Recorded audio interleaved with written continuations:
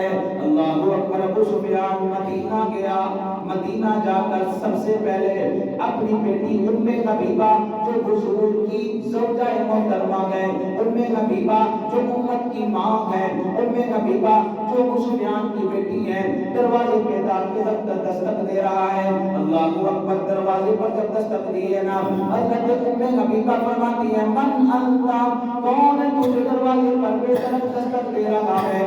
اگر آگے سے آواز آئی انا ابو کی، میں تیرا والد ابو سفیان ہوں، دروازہ کھول دیا گیا۔ اللہ اکبر، جب دروازہ کھلا، سین میں چارپائی بچھی ہوئی ہے، پاک پیغمبر صلی اللہ علیہ وسلم کا بستر انور، پاک بستر جو ہے نا بستر بچھا ہوا ہے۔ اللہ اکبر، ابو سفیان گھر میں داخل ہوئے، بڑے ہیں چارپائی پر بیٹھنے کے لیے، یہ بیٹی ہے بیٹی، باپ کے آنے پر بیٹیاں خوش ہو جایا کرتی ہیں، بیٹیوں کے دلوں میں بڑے ارمان ہوتے ہیں، میرے والد آئیں گے یہ میں ان کو کھلاؤں گی، یہ والا کھانا ان کو کھلاؤں گی، بڑے ارمان ہوا کرتے ہیں، باتیں ہوا کرتی ہیں۔ میرے محترم بھائیو دوستو بزرگوں، وہ بیٹی تھی ابو سفیان کی، لیکن بیوی تھی پاک پیغمبر صلی اللہ علیہ وسلم کی۔ انہوں نے دوڑ لگانا شروع کر دی ہے، بستر کے پاس گئی ہیں، جلدی سے بستر لپیٹ کر اٹھا دیا، چار بھائی رہ گئی ہے۔ اللہ اکبر، ابو سفیان نے جب یہ منظر دیکھا نا، دیکھ کر کہنے لگا اے بیٹی، جب باپ آتا ہے تو بستر اس کے لیے اچھے سے اچھا بچھایا جاتا ہے، یہ میں عجیب منظر دیکھ رہا ہوں کہ باپ آیا ہے، بیٹی نے بستر اٹھا لیا۔ اللہ اکبر، کہنے لگی ابا جی آپ رشتے میں میرے ابو ضرور ہے، لیکن جس ہستی کا یہ بستر ہے وہ ہستی بھی پاک ہے، اس کا بستر بھی پاک ہے۔ اے ابا جی آپ ایمان نہیں لے کر آئے، آپ نہ پاک ہیں، لہذا نہ پاک وجود میرے پاک پیغمبر کے پاک بستر پر نہیں آ سکتا۔ اللہ اکبر، بیٹی نے احترام اپنی جگہ پر رکھا ہے، لیکن بستر حضور کا اٹھا دیا، یہ تو پاک بستر ہے، یہ میرے آپ کے پاک پیغمبر کا بستر ہے۔ اللہ اکبر، ابو سفیان نے کافی باتیں کی، اے میری بیٹی میں تو اللہ کے نبی سے ملاقات کرنا چاہتا ہوں۔ بیٹی نے بھی انکار کر دیا کہ میں آپ کی ملاقات نہیں کروا سکتی۔ حضرت ابو بکر کے پاس گیا، انہوں نے بھی انکار کر دیا۔ اللہ اکبر، کافی صحابہ کرام کے پاس گیا، اب آتا کہ اللہ کے نبی صلی اللہ علیہ وسلم کے پاس جا کر کہنے لگا کہ ہم شرائط برقرار رکھتے ہیں، صلح ہماری برقرار ہے۔ اللہ کے نبی نے کوئی جواب نہ دیا، حتیٰ کہ حضرت علی کے پاس گئے، حضرت علی سے کہنے لگا کہ میں تو صلح کا معاملہ لے کر آیا تھا، لیکن مجھے کوئی امید نظر نہیں آ رہی۔ حضرت علی نے فرمایا پھر چوک پہ کھڑے ہو کر کہہ دو ہماری طرف سے صلح ہے، بس یہ کہہ کر چلے جاؤ، یک طرفہ صلح کا اعلان کر دو۔ ابو سفیان چوک پہ آیا، کھڑے ہو کر زور سے کہہ دیا ہماری طرف سے صلح ہے، بس یہ کہہ کر واپس مکہ چلا گیا۔ ساتھیوں نے پوچھا مکے والوں نے بتاؤ ابو سفیان کیا کر کے آئے ہو؟ کہنے لگا میں کیا کرتا، میری تو مدینہ میں کوئی سننے والا نہیں ہے، لہذا میں یک طرفہ صلح کا اعلان کر کے آ گیا۔ ساتھی کہنے لگے یہ تو کوئی بات نہ ہوئی، اس سے تو بات نہ بنے گی، لہذا اس کا مطلب یہ ہے پاک پیغمبر صلی اللہ علیہ وسلم اب ضرور بدلہ لے کر رہیں گے۔ یہ اسباب تھے کہ فتح مکہ کیسے ہوا، خوشخبریاں پہلے سنا دی ہیں۔ حضور علیہ السلام نے فرما دیا کہ اے میرے صحابہ جنگ کے لیے تیاری کر لو، یہ نہیں بتایا مکے جانا ہے۔ آج 8 سال گزر گئے مکے، یعنی ہجرت کر کے جب سے آئے 8 سال ہو گئے۔ اللہ اکبر، 8 ہجری ہے، نبی کریم صلی اللہ علیہ وسلم نے بس یہ نہیں بتایا جانا کدھر ہے، بس فرمایا کہ جنگ کی تیاری کر لو۔ صحابہ کرام جنگ کی تیاری کر رہے ہیں اور آپ نے فرمایا اے اللہ ہمارے اس معاملے کی خبر قریش تک نہ پہنچانا۔ ایک حضرت جبریل علیہ السلام تشریف لائے، آ کر کہنے لگے اللہ کے نبی آپ کی خبر لیک ہونے لگی ہے، ایک عورت جا رہی ہے فلاں مقام پر ہے اور اس کے پاس ایک خط ہے اور اس خط کے اندر ساری خبریں موجود ہیں جو کہ کفار کو پہنچائی جا رہی ہیں، آپ جا کر اس سے اس خط کو منگوا لیجئے۔ صحابہ کرام سے حضرت علی کا انتخاب کیا، 2 ساتھی اور ساتھ کر لیے گئے، تیز سواری کے ساتھ حضرت علی مرتضیٰ رضی اللہ تعالیٰ عنہ فرماتے ہیں جس مقام کا اللہ کے نبی نے نام لیا تھا ہم نے دیکھا وہ عورت ہمیں اسی مقام پر مل گئی۔ اس سے کہا کہ میرے پاس ایک خط ہے، وہ خط ہمیں واپس کر دے۔ کہنے لگے کون سا خط؟ اللہ اکبر، ساتھی کہنے لگے لگتا ہے اس کے پاس خط نہیں ہے۔ حضرت علی فرمانے لگے نہ تو اللہ کی بات جھوٹی ہو سکتی ہے، نہ جبریل کوئی جھوٹا پیغام لا سکتا ہے، نہ پاک پیغمبر صلی اللہ علیہ وسلم کوئی جھوٹی خبر دے سکتے ہیں، میرا یقین ہے خط اسی کے پاس موجود ہوگا۔ حضرت علی نے فرمایا اے عورت، عزت کے ساتھ خط واپس کر دے، وگرنہ اگر تیرے کپڑے بھی اتارنے پڑے، میرے پاک پیغمبر کی خبر سچی ہے، خط ہم لے کر جائیں گے۔ عورت ڈر گئی، اس نے جلدی سے اپنے بالوں سے بیڑیاں کھولی اور خط نکال کے حضرت علی کے حوالے کر دیا۔ خط دوبارہ سے مدینہ گیا۔ اللہ اکبر، مسجد نبوی، پاک پیغمبر صلی اللہ علیہ وسلم آپ منبر پر بڑا جمعان ہے، صحابہ کرام سے مسجد نبوی کھچا کھچ بھر گئی ہے، خاموشی تاری ہے، کس کا معاملہ ہے، کس نے یہ معاملہ کیا، کس نے یہ خبر نہیں کی ہے۔ آج صحابہ کرام غصے میں ہیں۔ نبی کریم صلی اللہ علیہ وسلم نے صحابی سے فرمایا یہ خط پڑھ کے سناؤ۔ اس خط میں یہ لکھا ہوا تھا اے کفار مکہ، نبی کریم صلی اللہ علیہ وسلم کریم تو پر حملہ کرنے والے ہیں، لہذا باخبر رہنا، تیاری کر کے رہنا۔ ابھی یہ خط پڑھا جا رہا ہے، ایک شخص جلدی سے کھڑا ہو گیا مجمع میں، روتا ہوا کھڑا ہوا، کہنے لگا اے اللہ کے نبی صلی اللہ علیہ وسلم، میں آپ کا غلام حاتم بن ابی بلتہ ہوں، میں نہ مرتد ہوا ہوں، نہ میں نے دین اسلام کو چھوڑا ہے، نہ میں نے آپ کی مخالفت کی ہے، یہ خط لکھنے والا میں ہوں، میرے بارے میں کوئی جلدی فیصلہ نہ فرمائیے گا، میری پہلے بات سن لیجئے گا۔ اللہ اکبر، حضرت عمر کھڑے ہو گئے، اے اللہ کے نبی صلی اللہ علیہ وسلم، مجھے اجازت دیجئے، اس کا فیصلہ تو میری تلوار کرے گی، میں اس کا بھی سر طرف کر دیتا ہوں۔ اتنا بڑا میرے دوستو، اتنی بڑی خبر کو لیک کرنے لگا تھا۔ حاتم بن ابی بلتہ کہنے لگے میں منافق بھی نہیں ہوا، مرتد بھی نہیں ہوا، اے اللہ کے نبی صلی اللہ علیہ وسلم، میں کلمہ گو مسلمان ہوں، میری مجبوری سن لیجئے، میں پیچھے سے یمن کا رہنے والا تھا، مکہ میں آیا تھا، اے اللہ کے نبی جی آپ کا کلمہ پڑھا، کلمہ پڑھ کے آپ کے ساتھ ہجرت کر کے مدینے آ گیا، میرے بیوی بچے مکہ میں رہ گئے، میرا خاندان سارا مکہ میں رہ گیا، میں نے سوچا میں کفار کو خبر بتا کر ان پر یہ احسان کر دوں، اس کے بدلے میں وہ میرے بیوی بچوں کو، خاندان والوں کو کچھ نہ کہیں گے، بس اتنی سی ایک اتنا سا معاملہ تھا، اتنا سا کوئی مقصد تھا، اے اللہ کے نبی جی، اور میرا کوئی مقصد نہ تھا۔ فرمایا اللہ کے نبی نے اے عمر بیٹھ جا، حاتم بن ابی بلتہ بدری صحابی ہے، اور جو بدری صحابی ہے اللہ نے اعلان فرما دیا یہ جو مرضی کرے اللہ نے کو معاف کر دیا ہے۔ بدری صحابہ کو اللہ نے معاف کر دیا، لہذا اگر ان سے غلطی ہوئی بھی ہے تو اللہ نے اس کو معاف پہلے سے کر دیا ہوا ہے۔ اب تیاری شروع ہو گئی، لشکر کتنا تیار ہوا، 10,000 یہ چل رہا ہے اسلام کی فوج۔ آج میرے دوستو مکہ کو فتح کرنے کے لیے جا رہے ہیں، اللہ نے خوشخبریاں تو سنا ہی دی ہے نا۔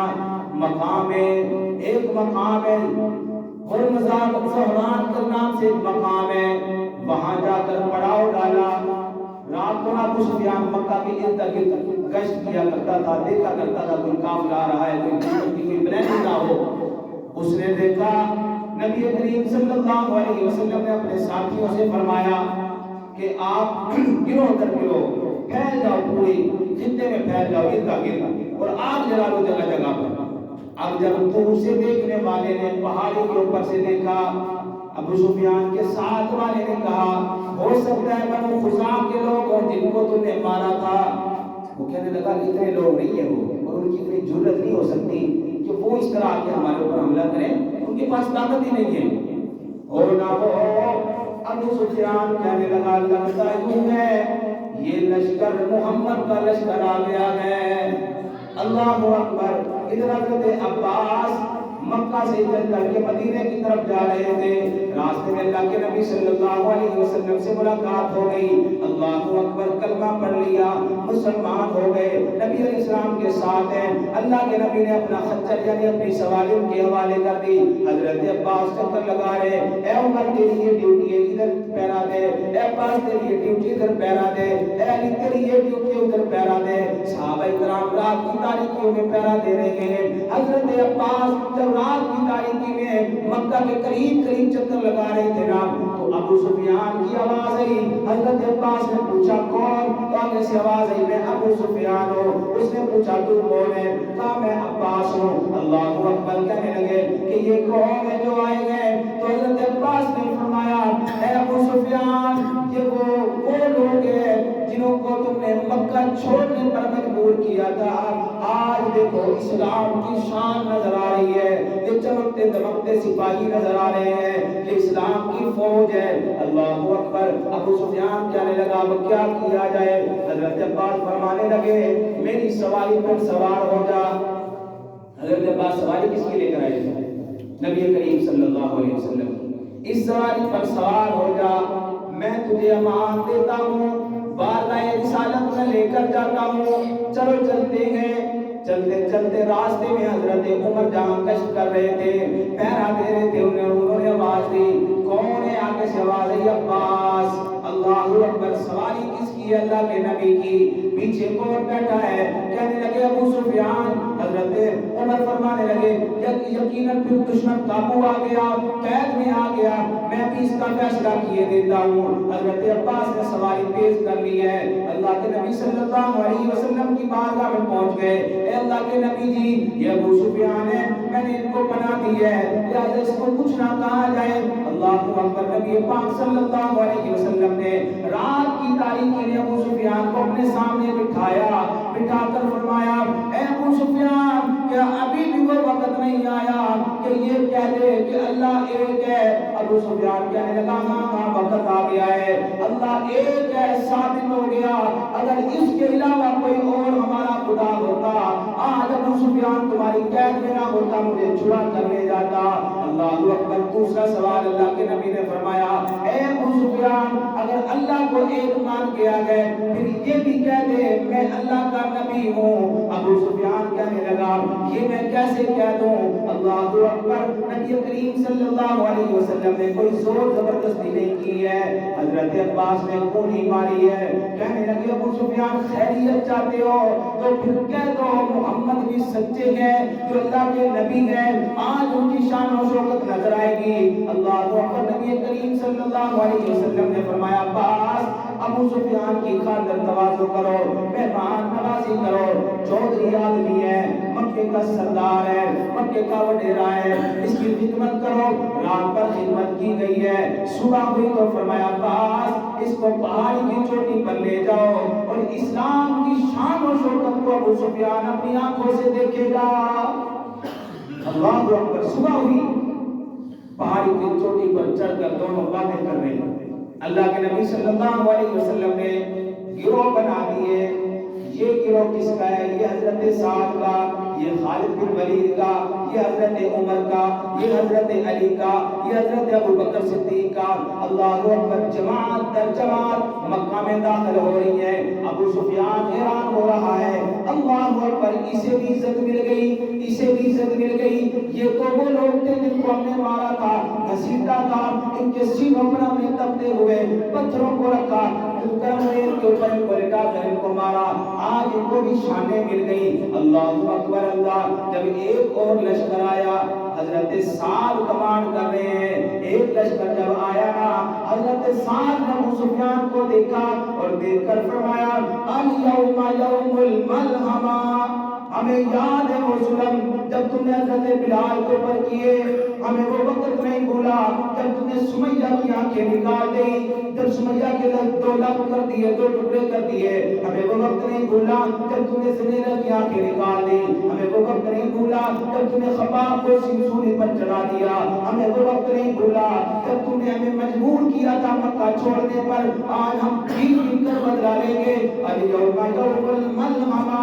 ہواؤں کے ذرات نے سعد کی اس آواز کو بلند کیا اور بلند کرتے کرتے یہ آواز تو جہانوں کے نبی کے کانوں میں پڑ گئی جو کہ اس لشکر سے پیچھے آ رہے تھے، اور شان کیا تھی، آگے پیچھے دائیں بائیں اللہ کے نبی کے مجاہدین آپ کے ارد گرد پہرا دے رہے گئے۔ نبی کریم صلی اللہ علیہ وسلم نے سنا، ادھر ابو سفیان نے بھی یہ جملہ شان کا سن لیا اور کہنے لگا عباس یہ تو کہتا ہے بدلے لوں گا، مجھے پھر نظر یہ آ رہا ہے مکہ میں خون کی ندیاں بہیں گی، مجھے پھر یہ نظر آ رہا ہے ہم نے ان کی جان کے اوپر ہم نے جو ہے نا ان کو مارنے کی کوششیں کی، آج یہ گر کر بدلا لیں گے، ہمارے بچوں کا کیا بنے گا، بیویوں کا کیا بنے گا، مردوں کا کیا بنے گا۔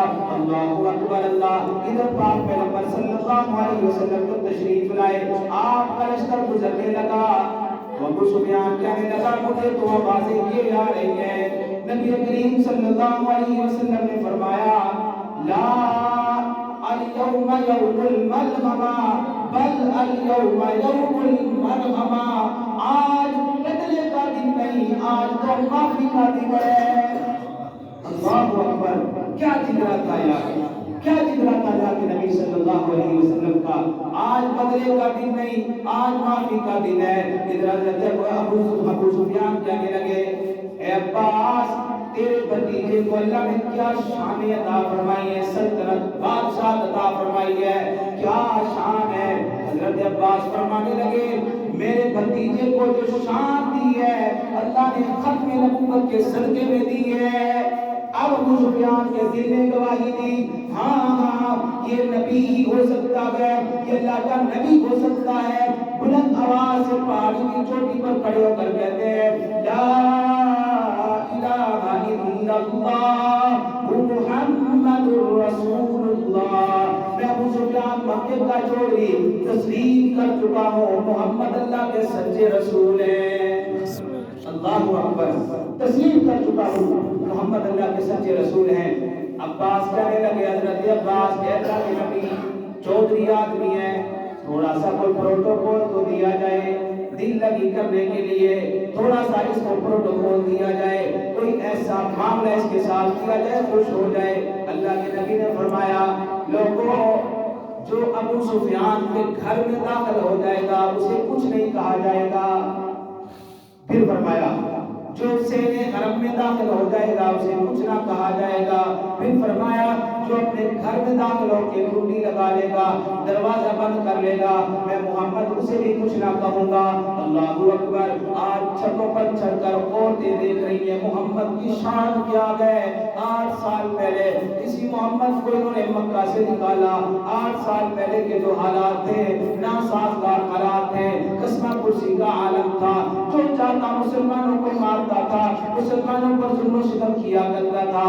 آج ساری عورتیں لگ رہی ہیں محمد کی کیا شان ہے، ان کی گردنیں محمد کو دیکھنے کے لیے جھک رہی ہیں، اور محمد صلی اللہ علیہ وسلم کی مبارک گردن اس لیے جھک رہی ہے۔ اللہ اکبر کہہ رہے ہیں الحمدللہ وحدہ، اللہ اکبر، یہ الفاظ نکالیں ساری تعریفیں اس اللہ کے لیے جو وحدہ لا شریک ہے، اور کہنے لگے الحمدللہ وحدہ، وہ اللہ جس نے میری مدد کی ہے، نہ سارا عبدہ میں بندہ اس کا، میری اس نے مدد کی ہے، اور اتنے بڑے بڑے لشکروں کو اللہ نے یہ شکست دی ہے۔ یہ جملے کہتے جا رہے ہیں، شکر ادا کرتے جا رہے ہیں، جبکہ بادشاہوں کا یہ طریقہ نہیں ہوا کرتا۔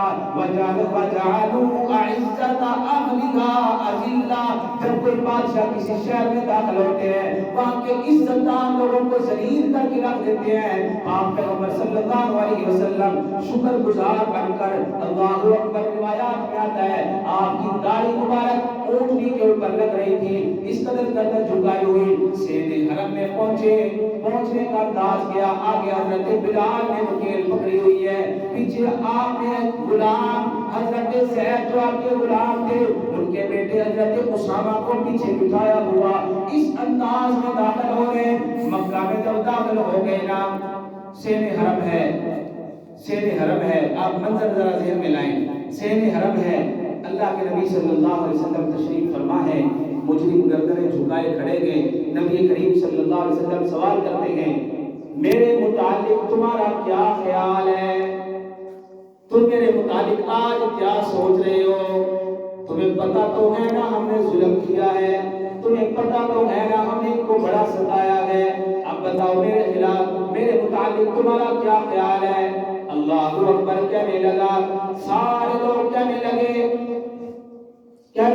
انت اخو، کہ تو ہمارا بھائی ہے، وابن کریم،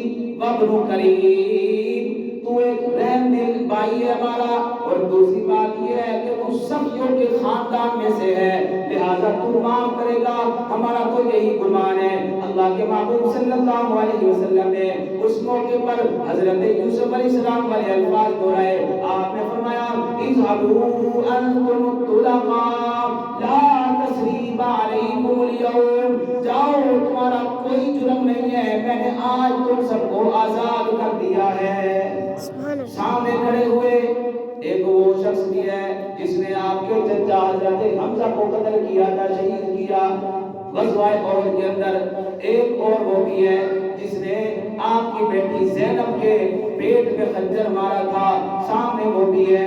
میرے عزیزوں، میرے بھائیوں، میرے دوستوں، تو جانی دشمن سامنے موجود ہیں، اللہ کے نبی صلی اللہ علیہ وسلم معاف کرتے جا رہے ہیں، معاف کرتے جا رہے ہیں۔